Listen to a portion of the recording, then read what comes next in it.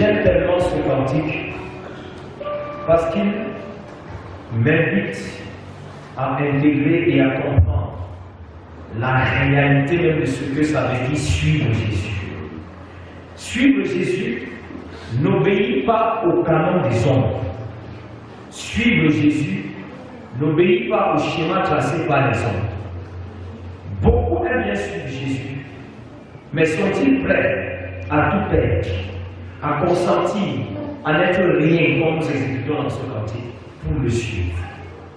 Beaucoup aimeraient servir le Seigneur, mais sont-ils prêts à payer le prix qu'il faut pour suivre Jésus? Beaucoup aimeraient être appelés disciples.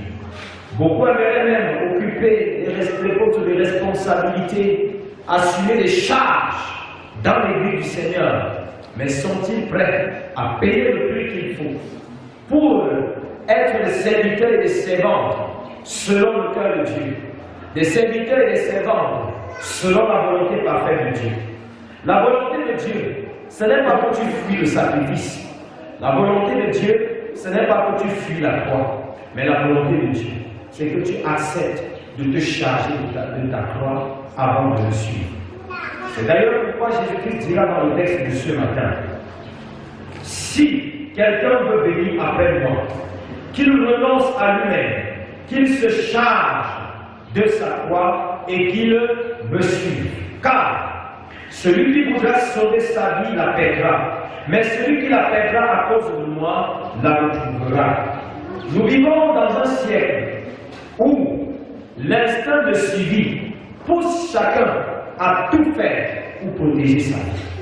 Où l'instinct de suivi pousse chacun à tout mettre en œuvre pour vivre longtemps, pour fuir la mort, comme si on pouvait fuir la mort. Parce que quel que soit ce que nous déployons pour éviter de mourir, un jour viendra où dans un couloir où on ne s'attendait pas, nous allons rencontrer cet ennemi. À cause du désir d'assurer sa sécurité sociale, nous nous battons comme nous pouvons pour que, socialement parlant, nous ayons de la distinction, nous ayons des honneurs, de la considération de la part des hommes. C'est pour cette raison, au nom de l'honneur, au nom de la gloire, les gens sont prêts à tout, même à être humiliés par le malin pour récolter quelques titres, pour récolter un honneur parfois éphémère de la part de l'ennemi. Voilà d'ailleurs pourquoi aujourd'hui, nous entendons les hommes se livrer à des bassesses inimaginables, se livrer à des choses horribles et ignobles en même temps, parce qu'on voudrait avoir la gloire. Mais le Seigneur dit que c'est-il un homme de gagner tout le monde s'il va perdre son âme? Que c'est-il un homme d'avoir de l'argent s'il va perdre son âme? Que c'est-il un homme d'avoir un poste de responsabilité qu'il a convoité pendant longtemps s'il va perdre son âme? Que c'est-il à un homme d'être honoré par les hommes s'il sera rejeté par le ciel? Que c'est-il à un homme d'être approuvé par tout le monde s'il sera vomi par le Seigneur? Que c'est-il à un homme d'être acclamé partout où il passe s'il sera désapprouvé par les hommes? La parole de Dieu nous dit ce matin que pour suivre Jésus, tu es invité, tu es interpellé à passer inévitablement par le renoncement. C'est quoi le renoncement d'après les dits de Jésus? Renoncer, c'est accepter de s'effacer pour que Christ règne. Renoncer, c'est quitter le trône de ma vie pour laisser le Seigneur Jésus-Christ être intronisé, laisser Jésus gouverner ma vie. Il est dangereux de prétendre servir Dieu si nous continuons à gouverner nous-mêmes notre vie. Il est dangereux de prétendre servir le Seigneur si nous ne laissons pas le bon berger nous perdre et nous conduire vers les verts pâturages. Dieu seul sait qu'est-ce qui est vert pâturage pour toi. L'homme peut te promettre les verts pâturages, mais il peut te conduire plutôt dans un désert où tu n'auras même pas de l'eau à boire. La preuve, c'est que lorsque certains, parce qu'ils veulent avoir vos suffrages, viennent vers vous, ils vous promettent ciel et terre. Je vais vous donner les roues, je vais faire ci, je vais faire ça. Ça, c'est des verts pâturages. Mais essayez de lui donner le pouvoir. Quelqu'un a dit que quoi? Que la démocratie consiste à donner le pouvoir à un homme pour qu'il vous dirige comme il veut. Renoncer à soi, c'est accepter de perdre ses intérêts pour que le royaume des cieux croisse. Je suis à la suite de Jésus, pas pour poursuivre mes intérêts égoïstes, mais je suis à la suite de Jésus, pour travailler et œuvrer, afin que sa gloire rayonne et se manifeste partout où il m'a établi. Si vous êtes dans la maison du Seigneur pour poursuivre des intérêts égoïstes et matériels, c'est que vous ne savez même pas ce que ça veut dire servir Jésus. Jésus nous a dit lui-même que 3 personnes sont venues à lui en disant je te suivrai partout où tu iras. Mais il a dit à l'un, les renards ont des tanières, les oiseaux ont des lits, mais le Fils de l'homme n'a pas pour reposer sa tête. S'il dit que le Fils de l'homme n'a pas pour reposer sa tête, c'est une manière de dire à celui-là, si tu veux me suivre pour avoir des maisons, je suis désolé pour toi. Si tu veux me suivre parce que tu veux quelqu'un, parce que tu veux un réseau, je suis désolé pour toi. Malheureusement, servir le Seigneur est devenu pour plusieurs un moyen pour mieux accomplir leur but à eux. Servir le Seigneur est devenu pour plusieurs un moyen pour, à partir du nom de Dieu, avoir de l'aura, avoir de la considération des hommes. Si vous n'avez pas encore appris à sacrifier vos intérêts pour que le nom de Dieu soit glorifié, vous êtes disqualifié pour être disciple de Jésus. Suivre le Seigneur, c'est accepter de tout perdre, même sa propre vie. Et nous l'avons chanté tout à l'heure, lui perdre sa propre vie. Combien sont-ils ceux-là qui acceptent de perdre leur vie pour le Seigneur? Le témoin de Jésus, parce que le terme témoin vient de Martus, et c'est de là que vient martyr. Le témoin de Jésus, c'est celui qui accepte d'abord de donner sa vie pour le Seigneur. La parole de Dieu nous dit que le vrai amour consiste à donner sa vie pour ceux qu'on aime. Le vrai amour pour Dieu consiste à donner sa vie pour le Dieu qu'on aime. Le vrai amour pour Dieu consiste à perdre la gloire, l'honneur, les intérêts et même la considération pour Jésus-Christ. Si Jésus lui-même a quitté son trône et est descendu d'être dans une étage, a accepté de grandir dans une ville de moindre importance, a accepté de mourir de manière ignoble, a accepté de devenir pauvre pour que toi tu sois enrichi. Comment comprendre que tu acceptes de servir un Dieu qui t'a présenté son modèle, mais refuse de le sacrifier pour lui? Combien sont-ils ceux-là qui acceptent le sacrifice pour Christ? Combien sont-ils ceux-là qui acceptent de perdre leur temps pour le Christ, qui acceptent de perdre leur dignité pour le Christ? C'est aberrant de voir que dans les vies du Seigneur, beaucoup servent Jésus, mais ils parlent comme tout le monde. Ils vivent comme tout le monde. Il faut les voir quand leur orgueil a été piétiné. Tu ne sais pas à qui tu parles. J'ai envie de te poser la question. Je sais qui tu es. Tu es poussière et tu n'es rien du tout. Renoncer. Mais à quoi? Renoncer, c'est renoncer à soi. Et renoncer à soi, c'est renoncer à son ego. C'est renoncer à ses sentiments. C'est renoncer à ses préférences. C'est renoncer à sa philosophie de vie. Vous ne servirez pas Jésus avec votre philosophie à vous. Et d'aucuns se précipitent souvent à dire, c'est ma manière d'être, c'est comme ça que je suis. Et les gens, même quand ils parlent de lui, disent, c'est comme ça qu'elle est. Si c'est comme cela que tu es, sache que tu n'es jamais passé par la croix. Parce que quand on passe par la croix, on devient différent. Quand on passe par la croix, on n'est plus le même. Quand on passe par la croix, vous devenez méconnaissable des hommes. Parce que votre être intérieur a été modifié. Votre être intérieur a été renouvelé. Et c'est pourquoi l'apôtre Paul dira que si quelqu'un est en Christ, il est une nouvelle créature.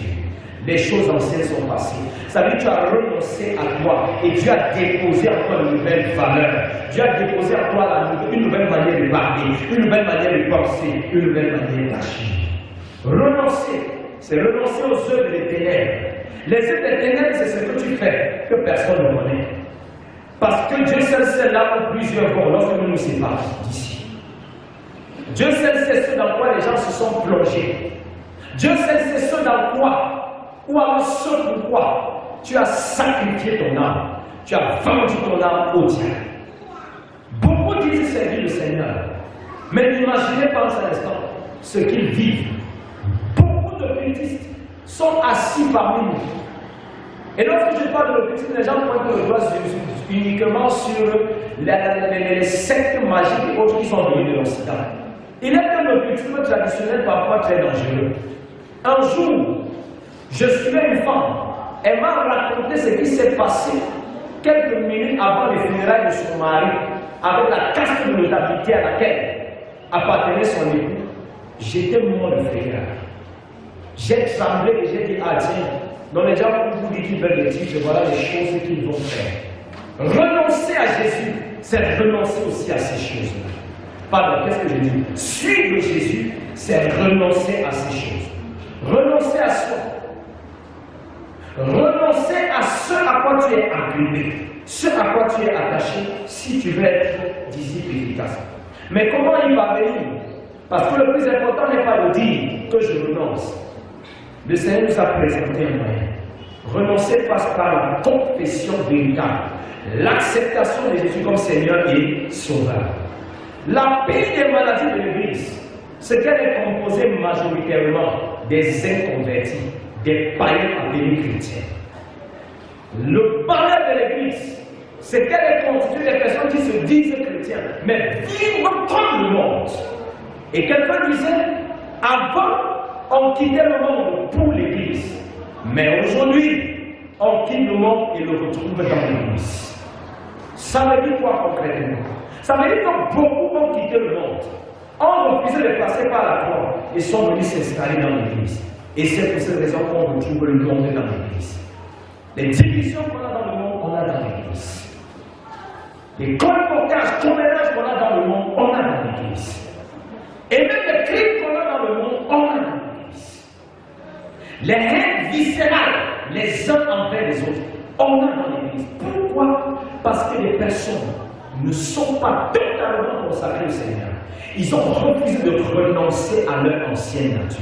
Si tu veux venir à Christ, si tu veux suivre Christ, il y a un manteau que tu dois jeter, le manteau du péché. Ne sers pas le Seigneur en portant le manteau du péché. Malheureusement, on voit des personnes avec le manteau du péché en train d'adorer le Seigneur. On voit des personnes avec le manteau du péché en train de servir dans la maison de Dieu. Vous savez ce que vous représentez quand dans la souillure, quand vous êtes dans le péché et que vous servez dans la maison de Dieu. La Bible dit dans Actes chapitre 6 et 7, parlant du choix des diacres, des premiers diacres, c'était des personnes qui étaient appelées à partager la nourriture. Mais la Bible dit que pour partager cette nourriture, il fallait que celui qu'on devait choisir soit rempli du Saint-Esprit. Rien que pour partager la nourriture dans l'église. Mais qu'est-ce que nous avons aujourd'hui? Des personnes qui servent les table avec des souillures sur la main, qui servent dans la maison du Seigneur, avec un cœur pollué, avec une âme polluée. Savez-vous que même vous posez une âme sur cette table, votre vie doit être en accord parfait avec Dieu. Parce que c'est pour le Seigneur qu'on le fait. Savez-vous que même pour essuyer les bancs de l'église, vous devez être consacré au Seigneur. On ne sert pas dans la maison du Seigneur si on n'est pas consacré à lui. Et cette consécration passe par l'acceptation profonde de Jésus comme Seigneur et Sauveur. Renoncer, c'est se séparer de tout ce qui ferme la porte de la gloire de Dieu dans ta vie. Il y a certainement dans ta vie des choses qui t'empêchent d'expérimenter la gloire de Dieu. Le Seigneur a dit tous ont péché et sont privés de la gloire de Dieu. C'est-à-dire que le péché dans lequel tu vis te ferme les portes du règne de Dieu, te ferme les portes de l'exaucement aux prières. Beaucoup traversent des situations, on jette et on prie pour que rien ne se produise, parce que le péché a fermé les portes de la gloire de Dieu. Parce qu'ils n'ont pas totalement renoncé à eux-mêmes. Dans Actes 19, au verset 19, on nous parle des anciens occultistes, des magiciens, des gens qui avaient des livres pour faire des incantations. Quand ils ont donné leur vie à Jésus, ils ont apporté les livres et publiquement on a brûlé. Voilà ce que Dieu attend. Des gens qui ouvertement renoncent au monde, renoncent à Satan pour suivre et servir à la gloire et à la louange de Dieu. Le Seigneur veut que toi, tu arrives à ça. Si tu n'avais pas encore renoncé à toi-même, c'est le moment de le faire. C'est l'opportunité que le Saint-Esprit t'apporte. Je ne serai jamais heureux d'être le berger d'un peuple qui ira en enfer. Jamais. Moi, je ne serai jamais heureux de vivre dans le ministère de prêcher aux gens et qu'à la fin, le Seigneur me dise, je ne te connais pas. Je ne peux même pas imaginer à quoi ça ressemble. Que nous sommes trouvés à la porte du ciel et que les anges ferment la porte et disent, tu n'entreras pas. Tu allais à l'église, c'est vrai. Tu chantais même pour moi. Tu étais un grand instrumentiste. Tu étais un grand prédicateur. Tu étais un excellent chanteur.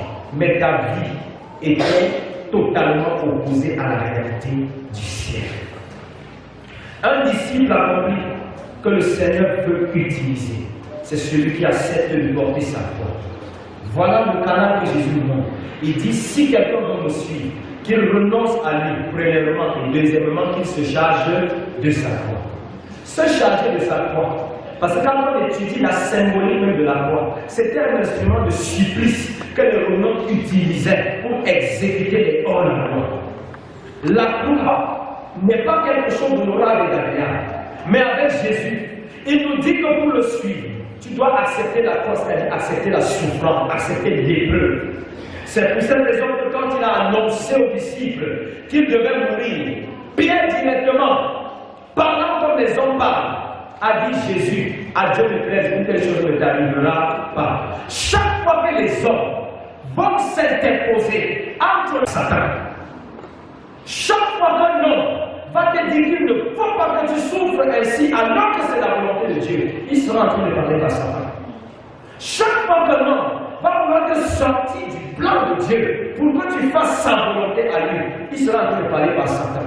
Ceux qui parlent souvent et se comportent comme les alpha et oméga de la vie des autres, sachez que ce n'est pas la volonté de Dieu que vous êtes en train d'accomplir, c'est celle du diable. Ce que Pierre a voulu faire, c'était que le dessein de Dieu ne s'accomplisse pas, que Jésus ne souffre pas. Quel est ce Jésus qu'on veut servir en refusant de souffrir? Il n'existe pas. Quel est ce Jésus qu'on veut servir en refusant les épreuves? Ce Jésus n'existe pas.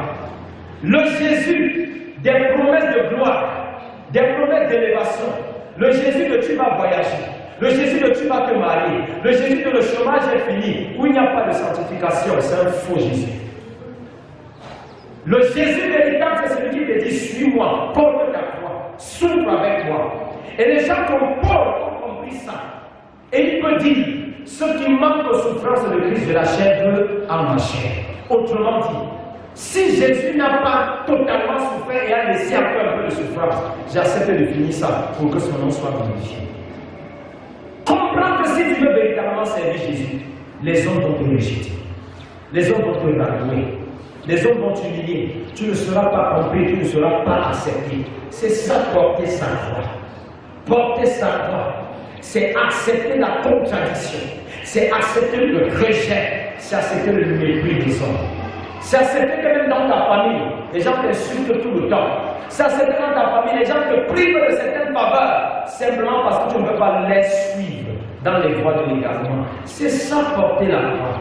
Et aujourd'hui, dans les ministères, on a tellement de personnes qui veulent la gloire sans la croix. Pour que tu arrives à la destination qui s'appelle gloire, sache que le chemin s'appelle croix. Jésus n'est pas arrivé à Galilée sans passer par Gethsemane et Golgotha. Il fallait qu'il souffre, il fallait qu'il porte la croix. Et la Bible nous dit, c'est pourquoi Dieu l'a souverainement élevé, lui a donné quoi? Le nom qui est au-dessus de tout nom. Si tu veux un nom, passe par la croix. Si tu veux être distingué par Dieu, passe par la croix. Si tu veux être élevé par Dieu, passe par la croix. Si tu veux que le Seigneur donne un sens à ton ministère, passe par la croix. Ne refuse jamais la croix.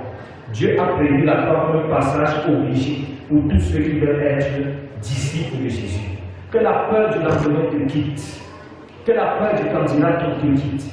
Que la peur de ce que les hommes vont penser te quitte. Ce n'est que lorsque tu auras vaincu cela que tu seras apte à suivre Jésus. Et je chuterai en réitérant les paroles de Jésus. Si quelqu'un veut me suivre, qu'il se charge de sa croix, qu'il renonce à lui. Car celui qui voudra sauver sa vie la perdra, mais celui qui la perdra à cause de moi la trouvera. Puisses-tu perdre ta vie pour gagner avec Jésus-Christ. Amen. Amen. Je vais t'inviter à te lever.